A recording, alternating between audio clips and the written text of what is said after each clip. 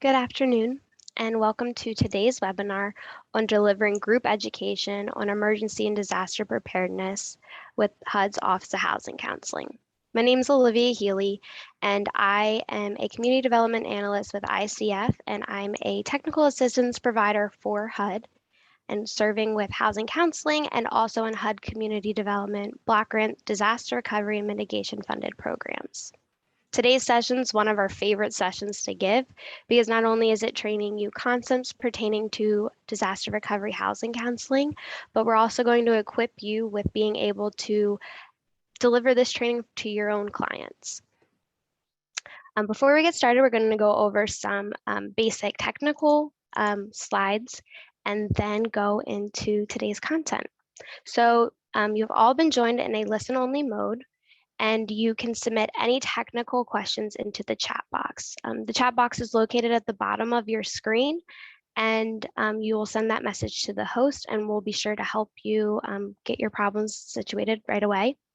And any questions related to the content of today's webinar can be submitted into the Q&A box, also located at the bottom, and we'll answer that during our Q&A portion of today's webinar. You can get credit for joining today's session through the HUD Exchange. In the chat box, I'm also sending you a link to the HUD Exchange that has the materials for today's webinar. So that's going to include the deck that I'm showing on my screen now and all the additional supporting materials that we'll review on our session today. And those are the materials that you'll be able to adapt for your own training delivery down the road. After today's webinar, the recording and the transcript will be posted in a few weeks to the HUD Exchange. In addition, I want to highlight our training digest. You can use the hyperlink on this slide to access the registration for the training digest. And this is a really good resource to have because it makes you aware of all the training opportunities that are available to you. I'm going to transition the presentation over to Stephanie Williams from HUD to provide an introduction. Stephanie.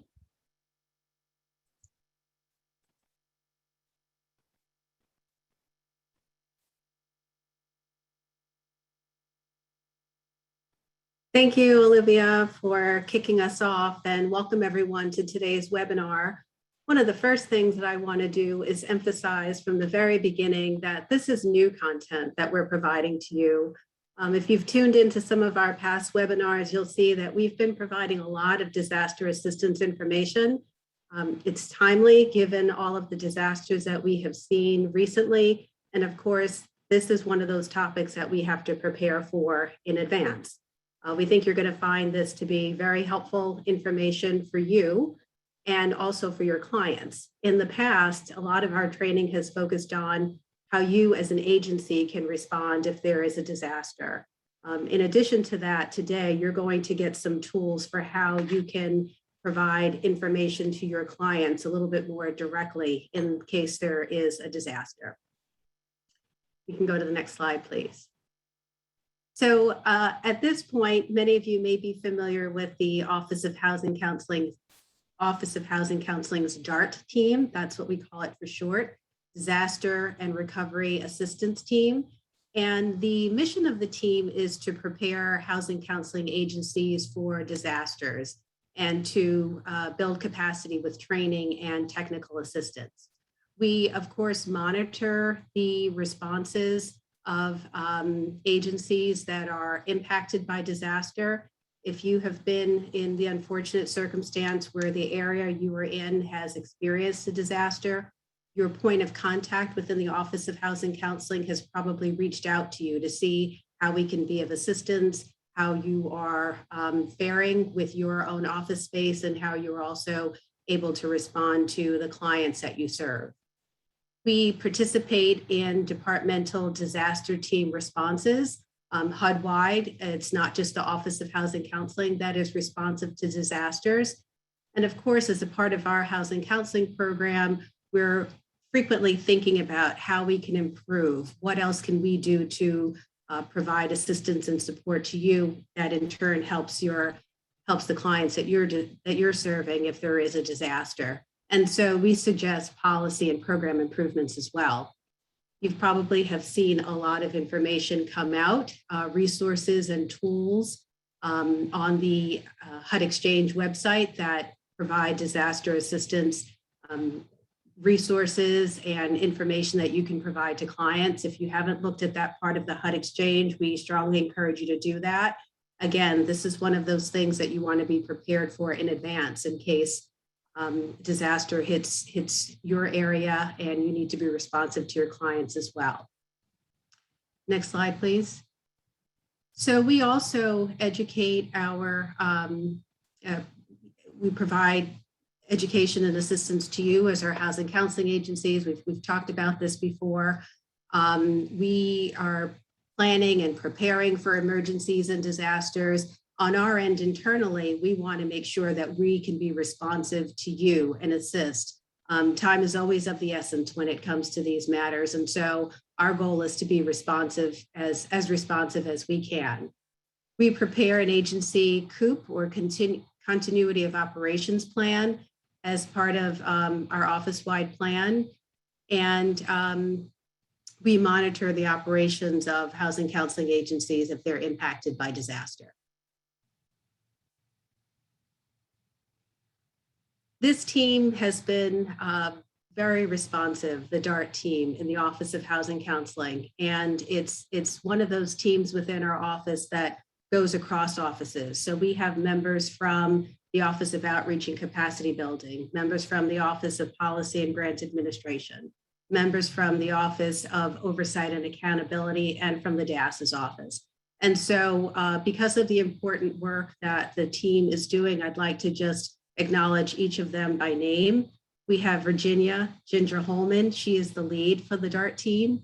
Jane Sharita, Suzanne Isaacs, Julie Rice, Cheryl Lombre, Sharon McLean, Darlene Matuszewski, Gerald or Jerry Mayer, Rob Weber, Hannah Robinson, Colleen Weiser, myself, and Connie Barton. And we stand ready to serve in the wake of a disaster as best we can to assist you.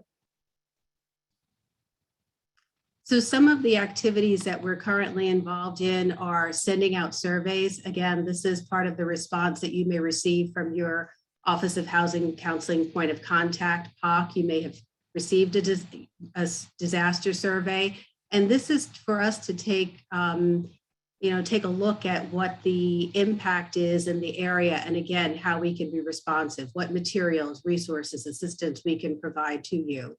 Again, we're involved in preparing the continuity of operations for the Office of Housing Counseling, the COOP plan.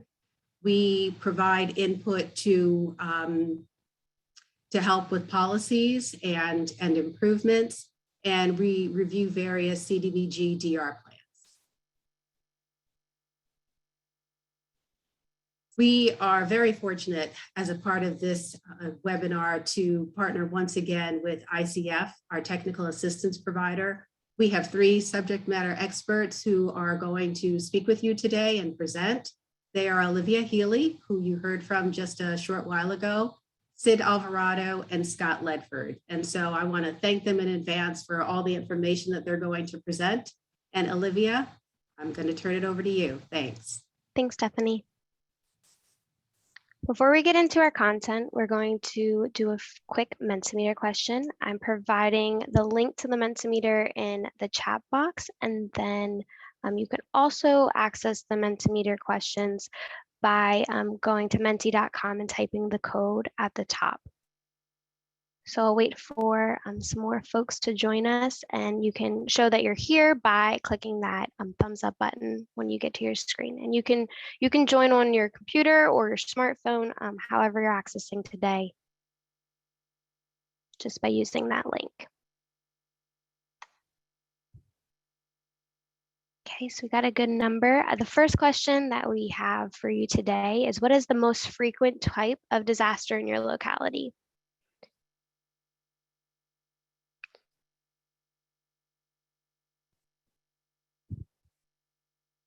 So we've got a lot of floods, and we have a good showcase of all the disasters that that exist. Not that it's necessarily a good thing, but to know the wide variety of knowledge that we have to share as a housing counseling agency group, and being able to know all the different resources and tools available for each of these disasters.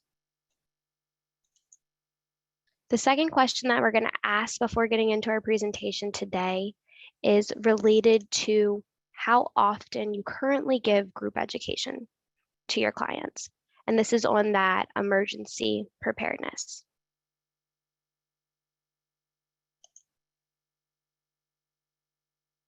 So we have some weekly and quarterly, and then it looks like the majority of our attendees today are don't offer, but you plan to, and you're in the perfect spot because today's presentation is it's really here to equip you with the skills that you're going to need, the knowledge, the resources, and the starting materials. So I'll keep that question up and then bring us back to our presentation deck. I'd open the session off by talking about how this is our group's favorite kind of training session to deliver. We get to train you on how to train your clients. And that's such a unique opportunity from trainer to trainer, housing counselor to housing counselor. But leaving today's presentation, and you can see the different topics that we'll go through, but you're going to walk away with some clear next steps, the materials that you'll need to implement this with your own clients, and a better knowledge of where to access resources and enhance your knowledge in disaster recovery training.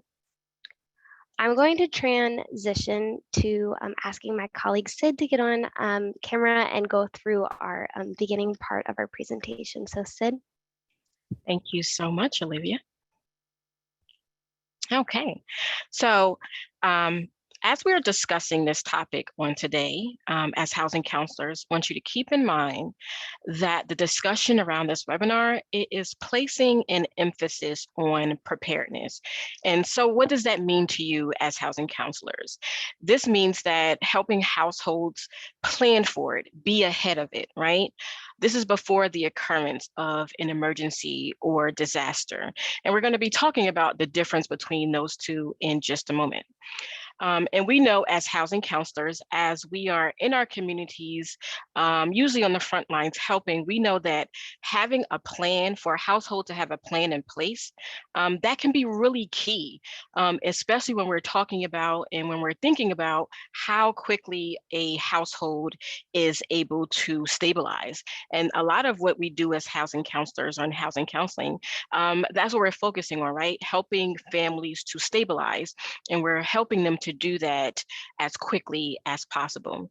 So when thinking about this as housing counselors and the role that we play as housing counselors, think about the topics that we cover with our clients.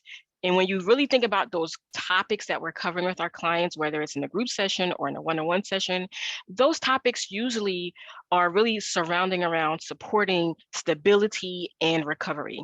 So just keep that in mind as we're going through this, that this is all about preparedness, teaching our clients to be prepared and to plan and to be ready. So we know that counselors, as housing counselors, we help clients to understand the differences when it comes to emergency and disaster. We're going to dig into that in just a moment, as well as we want them to think about what are the common emergencies or disasters that are most common in your region, which you all just had an opportunity to really think about it yourselves, and how do you respond to that?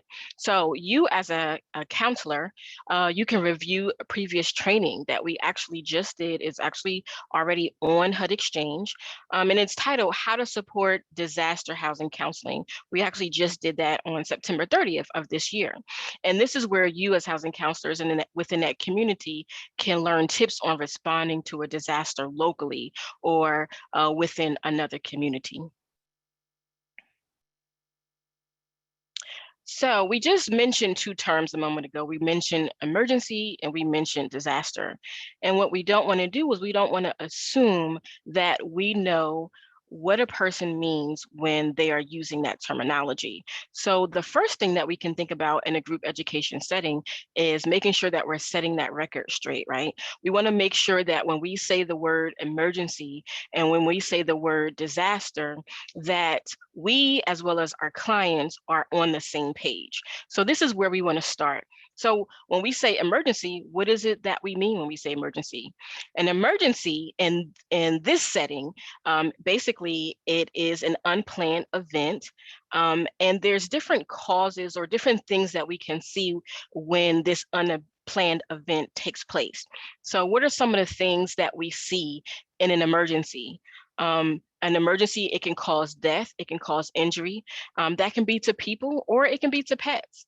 It can cause physical damage to property, and we see that in homes as well as other buildings such as garages and storage sheds. It also can cause damage to personal belongings within the home, as well as automobiles, boats, or other vehicles. There can be a change in the housing situation and in those housing goals because of the emergency. And that's a domain that we as housing counselors really kind of dwell in a lot, right? When we're helping our clients with their housing situation and their housing goals. So what are some of those changes in the housing situations and goals that we see? It can cause displacement, and that displacement can be due to damaged housing or loss or access of the housing. It can also be played out in the lack of replacement housing within the community. And then when we're talking about these changes in housing situations and goals, when an emergency happens, sometimes this can cause these households or these clients to have to meet both a mortgage payment and a rent payment. And we know that that sometimes can be an issue. It can be a burden on households financially. And what are some of these examples of an emergency? Examples can include a house fire, and it can include medical crisis, as well as a chemical spill. And those are just a few of the things. So now let's take time to kind of dive into disaster, because once again, we want to make sure that we're on the same page, and the terminology that we're using is that is common between us and the clients that we are providing group education to. So when we say disaster, a disaster can be similar. It's like an emergency, especially when we're talking about the impacts. So what is a disaster?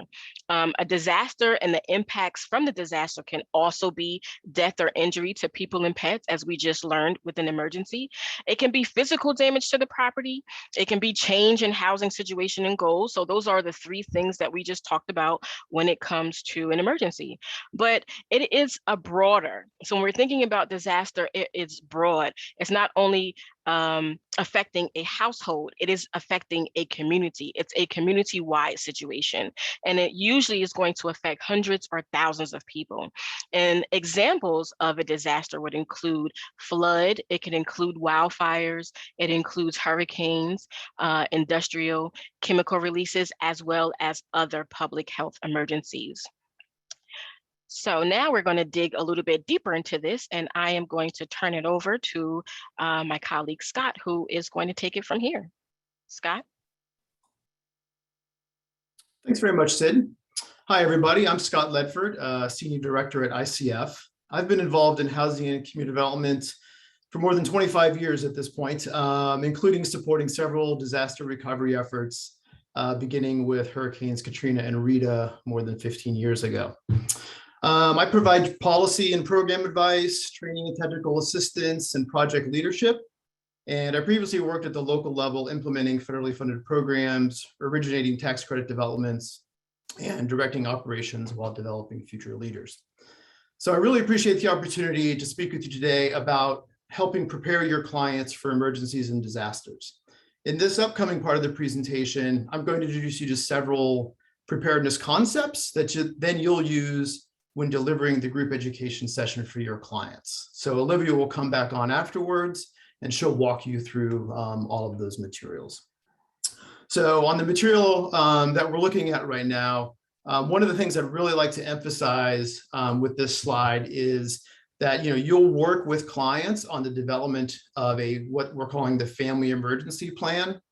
It needs to address these bullets that are pointed out here. So you want to make sure that it is specific to the types of emergencies and disasters that are most likely to occur in the area. You want to make sure that it focuses on exit routes out of the home. And also, very importantly, the meeting places, both inside the home in the event of an emergency or disaster, as well as those outside the home in the community in case the home needs to be evacuated. And then you even go beyond outside the community, where if the community needs to be evacuated, what are those routes and where are we going to meet? So an important part of that also is a communication plan. A lot of times, particularly when you're talking about needing to meet somewhere outside the community, you might be going to a relative's home somewhere, and everyone needs to know who they should be communicating with, letting people know their status, and putting all those phone numbers together for every member of the family.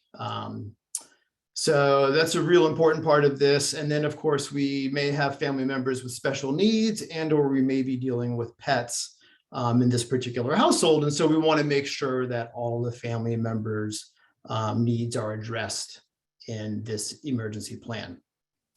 So what's really important about this is, you know, in the group education session, what you'll do is you'll introduce these concepts, and you'll work with maybe a member of the household or two in that group education session, and get them started on a family emergency plan. But the really important part of that is they really have to go work with their family members, and they need to make this plan comprehensive, and it needs to cover everybody and all of these particular circumstances. So I just really encourage you to keep that in mind. Do the group education, but then the follow-up is really important to that as well, to make sure that each individual household gets an appropriate plan put in place. So what should be in this plan? One of the things is preparing an emergency kit. I really emphasize these waterproof and fireproof containers, and we'll get back to this in a little while about documents as well. You know, even if you live in an area that does not have wildfires, the likelihood of a house fire, you can't disregard that. Even if you live in an area that is not prone to flooding, that doesn't mean there won't be water coming in somehow, some way, and even flooding. So just make sure that your clients are working with waterproof and fireproof containers for these types of materials that we're going to talk about. You know, if the emergency or the disaster is such that it's going to require the family to stay at home, shelter in place, you know, they need to have a list of supplies that they're going to have in that eventuality. If instead this is the type of emergency or disaster that's going to send them to a shelter, they need to know in advance, what is it that I can bring? And this involves getting in touch with, you know, shelters in the community in advance and understanding, can I bring my pet? Can I bring this? You know, can you accommodate a household member who may have a special need in this shelter situation? So it's really important to do this work in advance and put the plan together so it can be referenced and updated later. Go ahead to the next slide. So in terms of materials that a family should consider having on hand, at least 3 days of food or water. Like that is really an at least, as we've all heard in, you know, recent disasters, even it can be days, weeks, hopefully not months, where, you know, it's really hard to go about your daily business, particularly with basics of food and water. An item here around making sure that you're going to have access to clean water. So having some clean buckets and pitchers around that, if you're fortunate enough to have advance notice about the disaster coming your way, then you could fill up these buckets and pitchers and, you know, have fresh water, drinkable water for days. Another piece is to keep coolers around the house. They don't need to have ice in them at all times, but having some coolers around the house that in the event of the emergency or disaster, those are able to be accessed by the household readily, and they can store perishable food there. If they can get access to ice, great. No matter what, a cooler is still going to be very helpful. First aid kits, obviously, you know, extra medicines, flashlights, batteries. One other thing I really like to emphasize is this keeping cell phones fully charged. it's something that every one of us should really do, really every day, because you just never know what's going to happen with your cell phone and whether you're going to be able to communicate. And as we all know, these have become so central to our lives that you really need to have that fully charged. Again, if you're in the case where you know a disaster is coming, you'll have time to get it plugged in, make sure it's fully charged. But even in a situation where it's an emergency and you didn't expect this to be happening, having to run out of your house and having your cell phone fully charged because you haven't been using it all day and looking at Facebook and everything, it's really going to be great. And then last but not least is cash. As we all know, when the electricity goes out, credit cards are pretty unlikely to work. So making sure that there is some cash available, as that is going to be really what makes, purchasing of services and purchasing of food, et cetera, possible. Go ahead to the next slide. So one of my favorites is documents. So on this slide, we talk about documents like birth certificates, life insurance policies, Social Security information.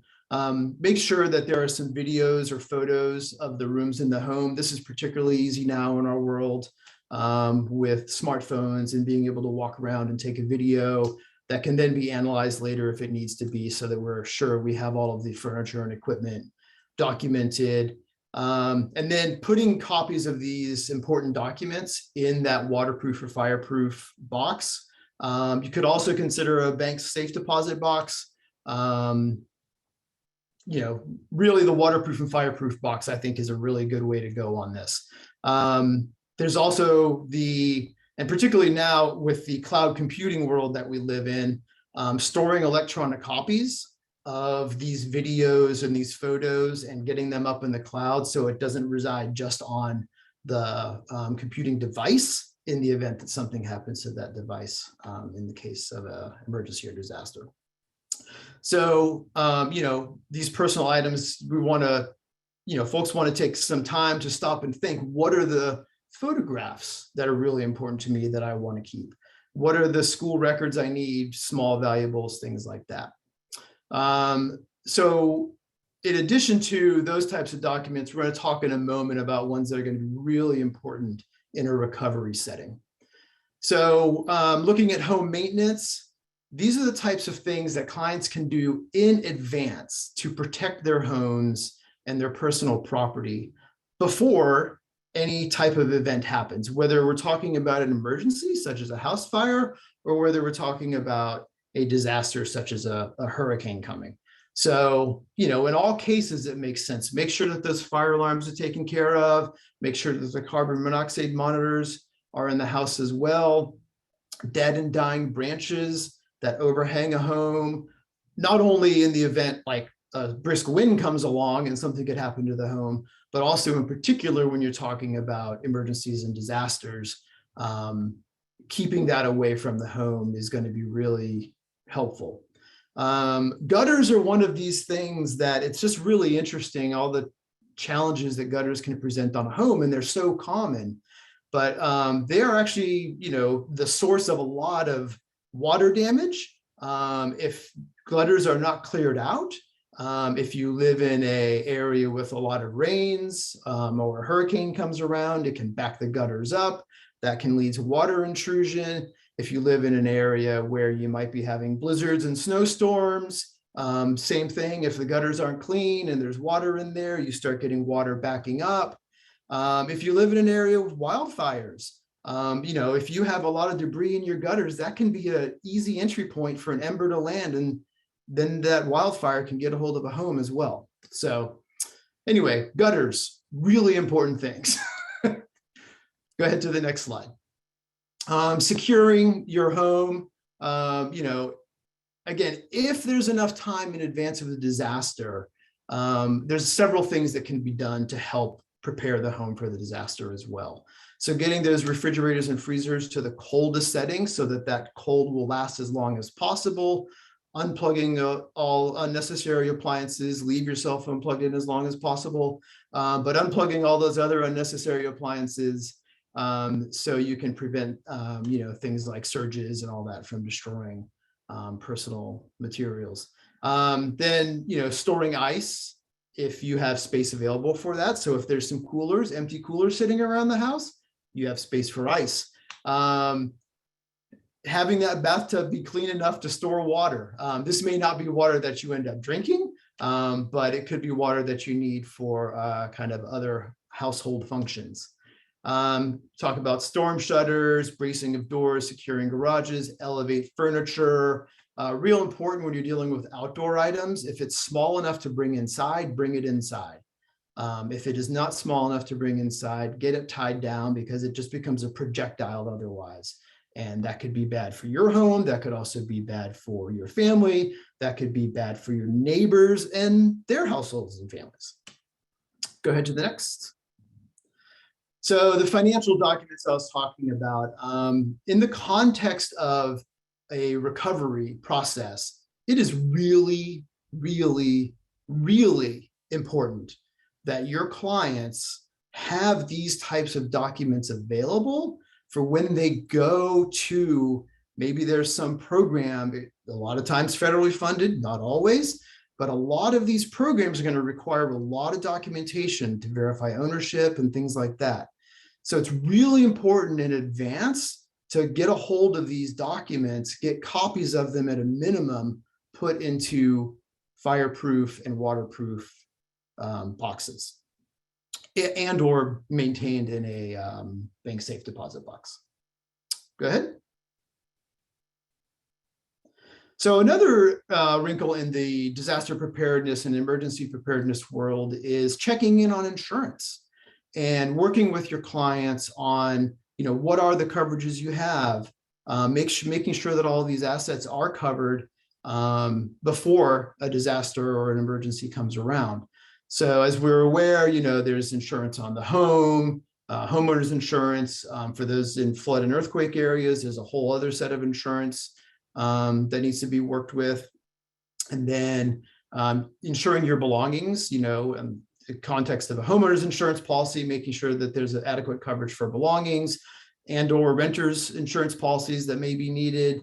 Outbuildings, those garages, storage sheds, those kinds of things, automobiles, and then your boats and any other recreational vehicles that might be around the home. Go ahead. So another important part of this is making sure that these policies are from reputable providers. Most states have a Department of Insurance or something similarly named, where you should be able to obtain lists of the providers, the insurance providers in the state. And so you just want to make sure and do a cross-reference check, see that those folks are, basically allowed to provide insurance in the state. Yeah. And then again, talking about these coverages, making sure that all these disasters and hazards are covered. And then, even walking your clients through, so what is not covered in this policy? Which also starts to speak to having some emergency funds available, where, if some things are not covered in the policy, you may need to dip into emergency funds to just get your family, your household back to living in the way that they would like to live. And then you can also help clients reduce future risks through those things like discounts on smoke detectors, alarm systems, things like that. And then another great service you can provide to your clients is helping them understand what that process looks like for notifying the insurance company about damage. Go ahead.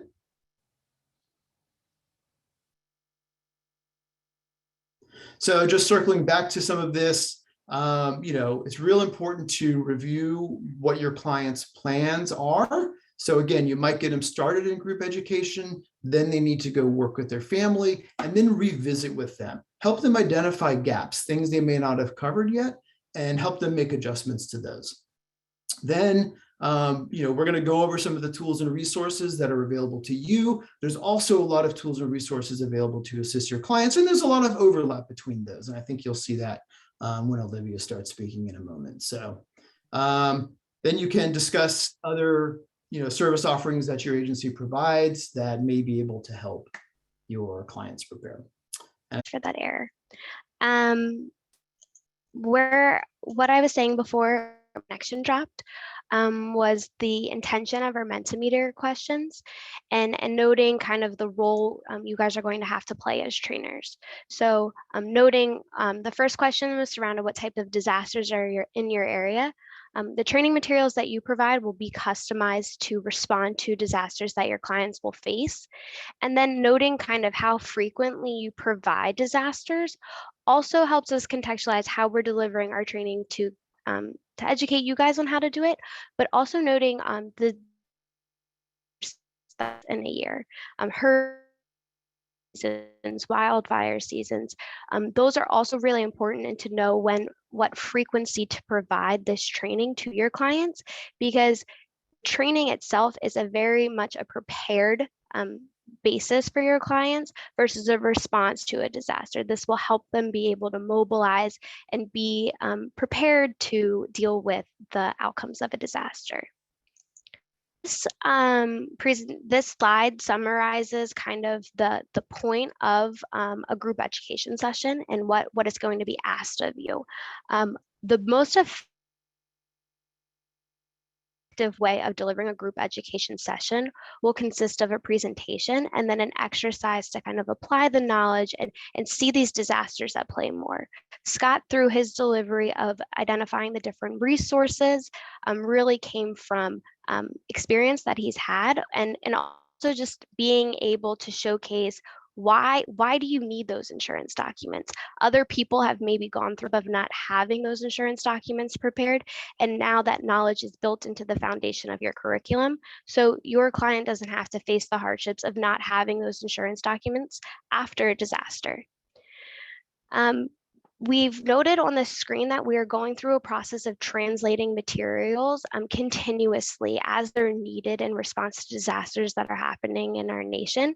And I'm going to provide in the chat box a link to our session materials again for today, because that's really what we're going to focus on here for the remainder of the session.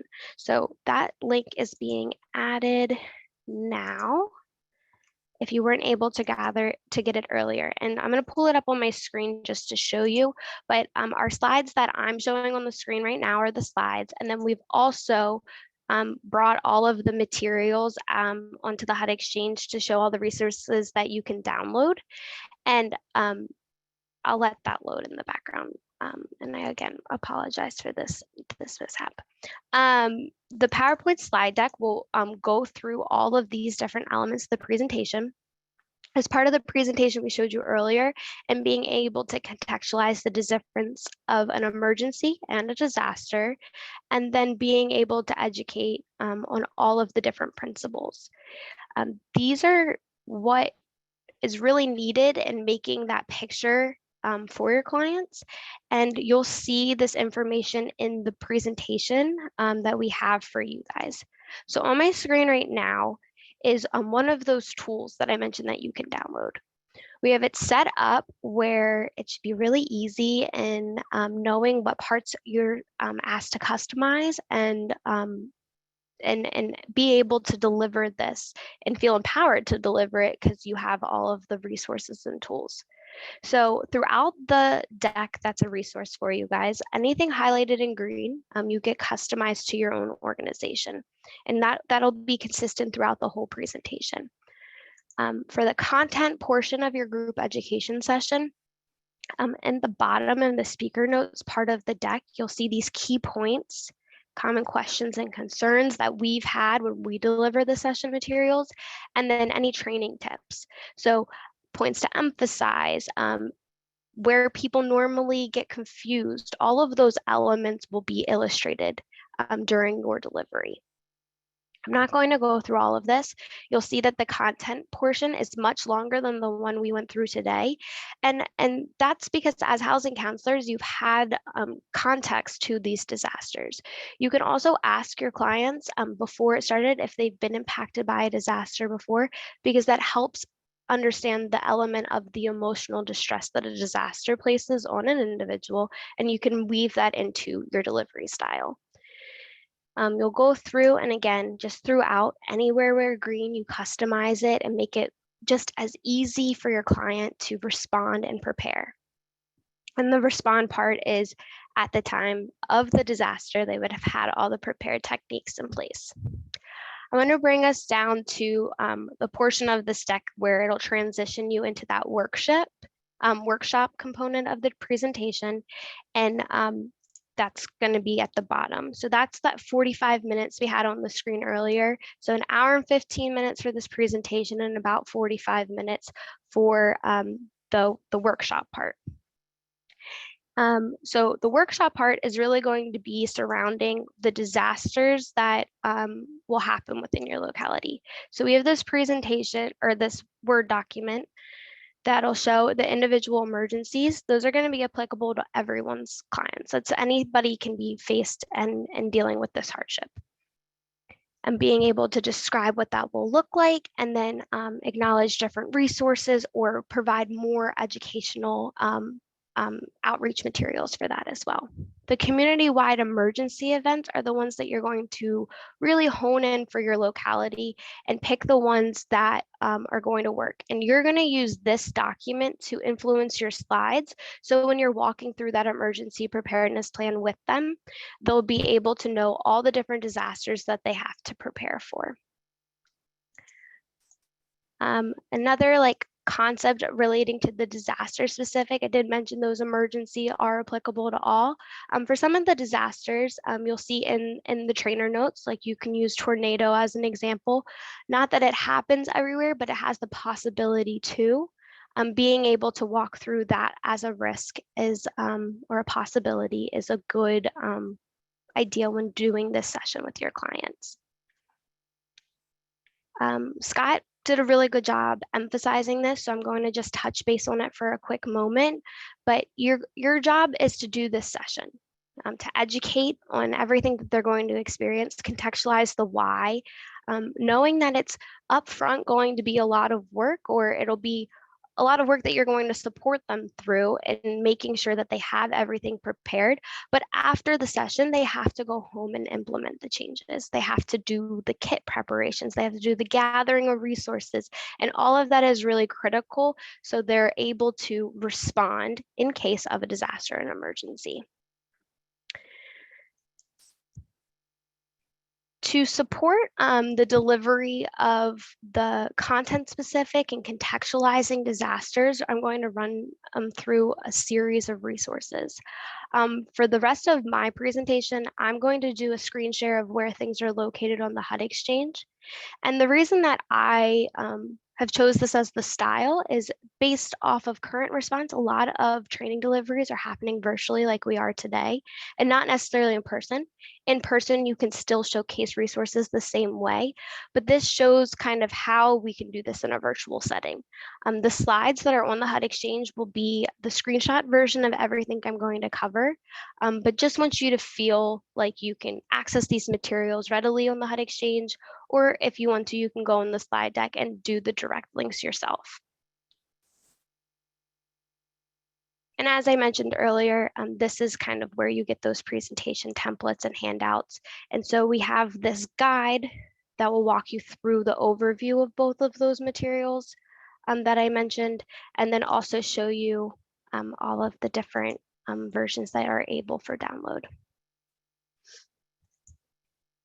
So on the HUD Exchange, we have a we have the housing counseling landing page that I'm sure you all are aware of, but specifically we have this disaster recovery landing page, and it overviews the news and resources, our past trainings. This training will be there, and then it also has our toolkit. I love talking about the toolkit. I'm sure if you've seen me on a webinar before, I talk about it all the time, and it's because I'm so proud of it.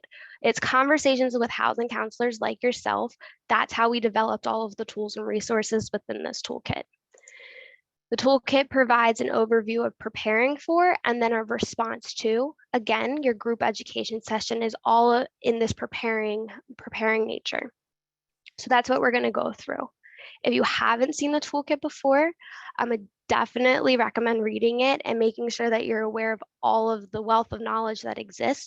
But the beginning portion of the toolkit is going to be getting your agency ready. And then after your agency is ready, you're going to get your community ready, and then it's to the clients. I'm going to highlight the resources associated to community preparedness and client preparedness because they go hand in hand with this delivery style that you're going to do. So in the community preparedness, you'll see on the right-hand side, that's where you find your tools. Those are all downloadable resources. And then there's also a lot of written text that provides the context that you need for those materials. So the overview of the housing counseling disaster recovery services provides a list of challenges clients face with disaster recovery, along with counseling resources which may help them, and other disaster recovery services.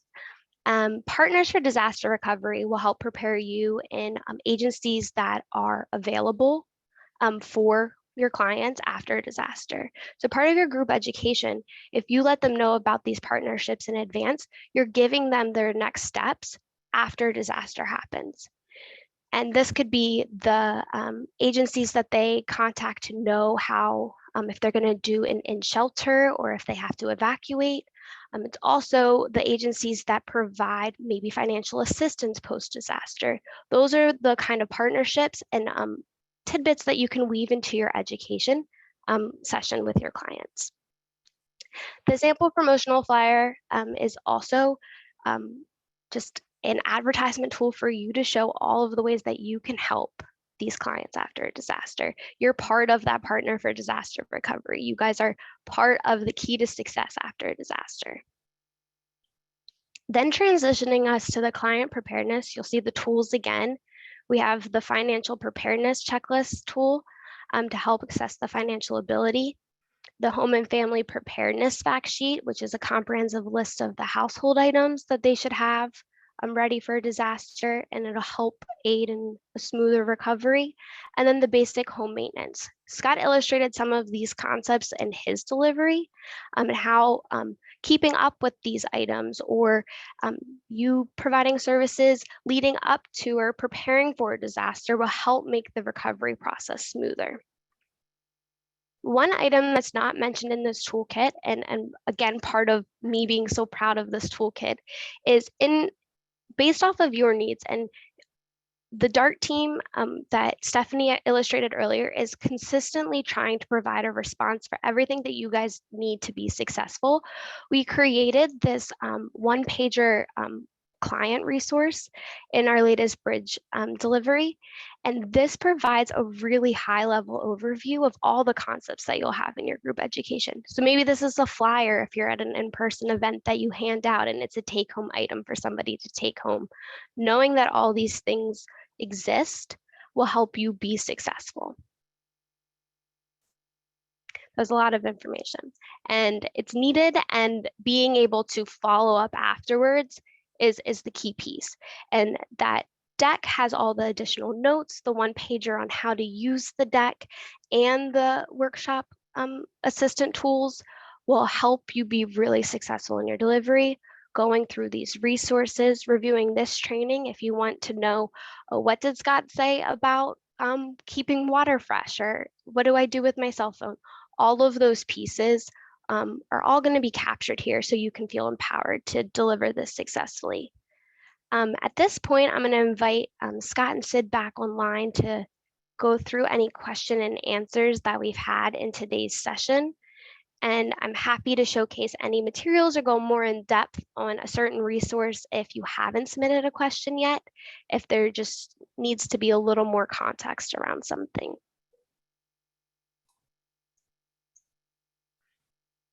Hi, Olivia.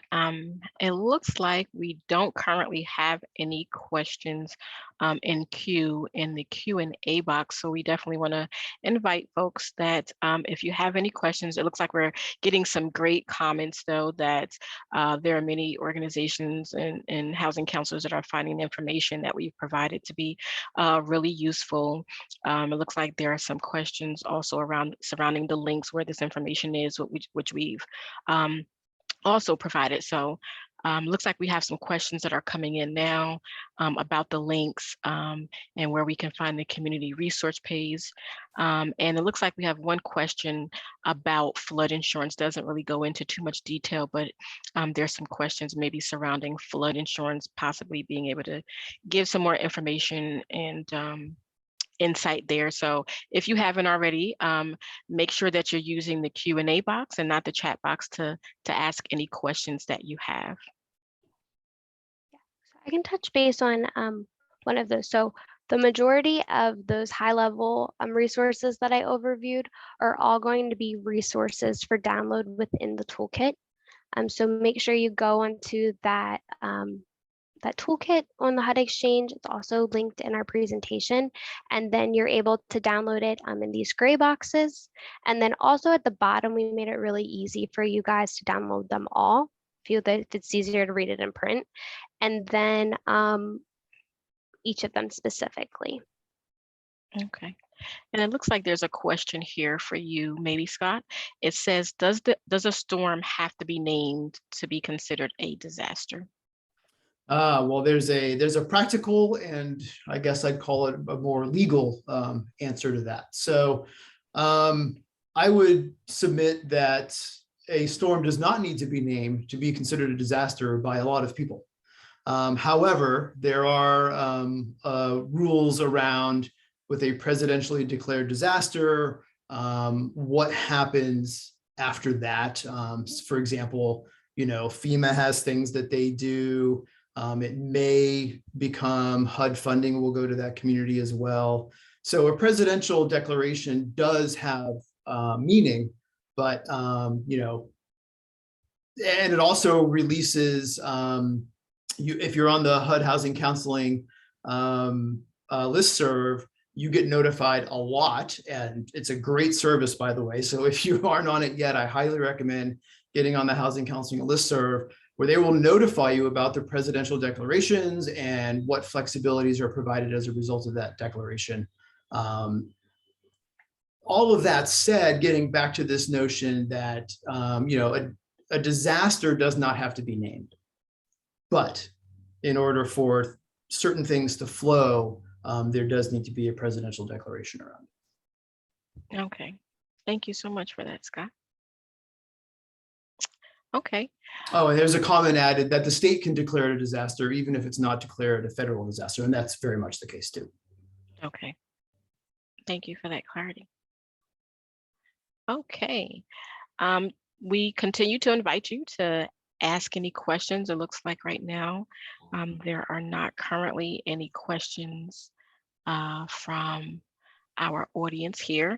However, there continue to be praises in the information and the resources that we provided. It looks like this information has been very helpful to a lot of the housing counselors that are here, and they're looking like they are anxious and excited to use some of the resources that you pointed out, Olivia.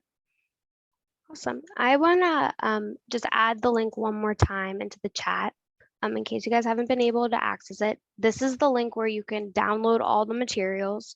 So this presentation and all of the resources that we provided for you. The recording and the transcript from today's session will be uploaded to that specific link in a couple weeks or within a couple weeks. So you'll be able to rewatch this material. And knowing that this is a lot of information that we shared today, we're well aware of that. And that's why we've built the deck and the handouts that go with it to be as kind of self-explanatory after today's session. So you can take the time that you need to really customize it for your clients. And always willing to provide additional guidance and resources. As Stephanie mentioned, again, the DART team is really here to support you guys as housing counseling agencies and counselors. And you can always email them at the email provided on this screen right now for additional follow-up or work pertaining to disaster recovery. But yeah, this is where you can find that direct link to the bridge handout that I provided, because I did mention it wasn't in the toolkit. So that is located here as well. And the bridge is a wonderful resource at large if you aren't aware of it. But I don't believe we have any more questions that are here. So we'll close out our webinar session for today, and really appreciate you taking the time to join, and good luck at your own future delivery. And if you've already been giving group counseling on emergency and disaster recovery, I hope you learned some more tips and tools for today. So thanks, Sid and Scott, and thank you all for attending. Thank you. Thanks, everybody.